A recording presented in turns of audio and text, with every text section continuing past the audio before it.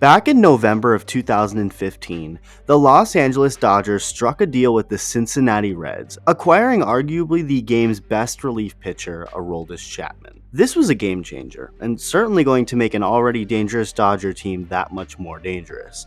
But soon after the deal was reported to be agreed upon by both sides, the Dodgers called it off and moved on from Chapman. This was because of the recent findings of Chapman's off-the-field issues, where he reportedly got into a big fight with his girlfriend and fired 8 gunshots into the garage of his Miami home out of frustration. His girlfriend was also reportedly choked by Chapman and pushed against a wall, according to her. No arrests were made, and Chapman was adamant that he never laid his hands on her. He did admit to the gun use and apologized for that, but only that. With prosecutors declining to file charges because of conflicting statements and uncooperative witnesses, with an assistant state attorney saying that there is not enough evidence to charge Chapman with a crime. None of that mattered to the Dodgers, though, as they completely moved away from Chapman, never planning to do anything with him from that point forward. And they had every right to do so. Chapman was never arrested, never charged with any crime, but was suspended for 30 games to start the 2016 season.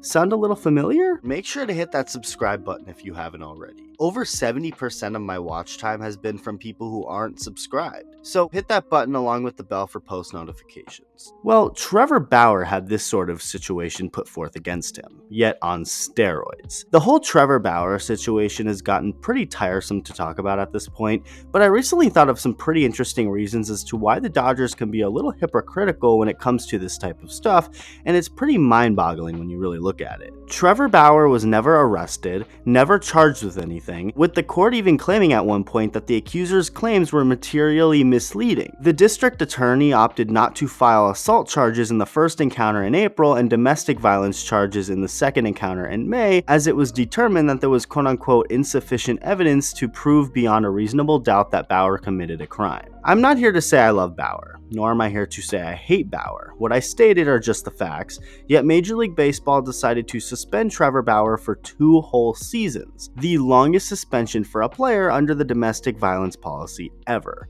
It was a 324-game suspension, to be exact, with an independent arbitrator reducing it to 194 games, meaning Bauer is now eligible to play effective immediately. The question now remained whether he'd be playing with the Dodgers or with someone else, with reports instantly coming out that the Dodgers planned on designating him for assignment.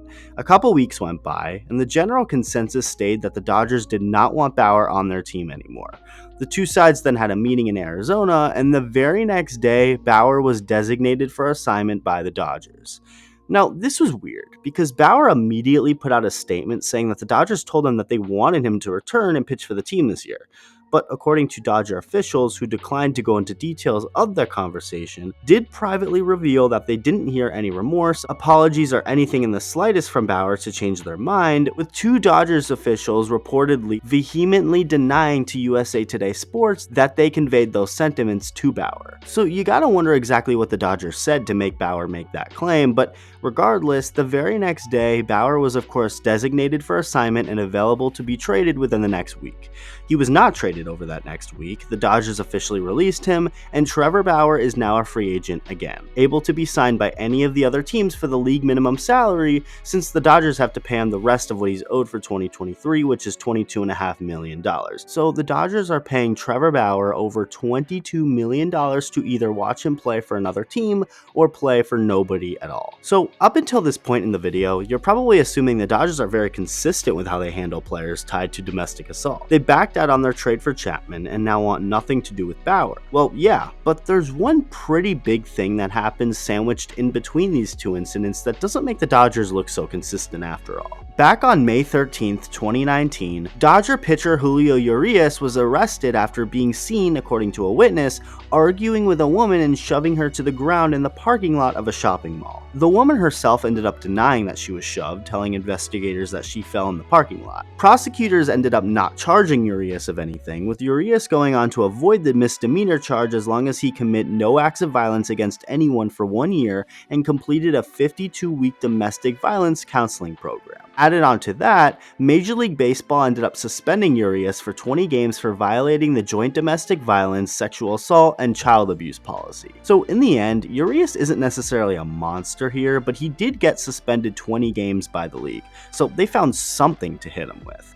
On top of that, Urias, compared to Chapman and Bauer, actually got the worst of it with the law, getting arrested the day he was accused, something Bauer nor Chapman never had done to them. Chapman was never arrested or charged with any crimes due to insufficient evidence, and the same goes for Bauer. And as far as the Bauer situation goes, there is evidence showing the woman wanted Bauer to be rough with her during their encounter, along with a video discovered by police taking place the morning after the alleged assault, with no signs of harm being on the accuser as she's seen smiling and comfortably in bed with Bauer. Despite all of that, the Dodgers wanted nothing to do with Aroldis Chapman and now want nothing to do with Trevor Bauer. It's become pretty clear that a big reason as to why Bauer got hit extremely hard with his suspension is because of the fact that he's the most outspoken of any player who's been accused of this stuff, has controversial opinions, and is very outspoken against Major League Baseball's commissioner, Rob Manfred. Add all of those things up together and it starts to make sense why Bauer was penalized much more than other players accused of such heinous things off the field. Julio Urias has since stayed out of any sort of trouble or bad attention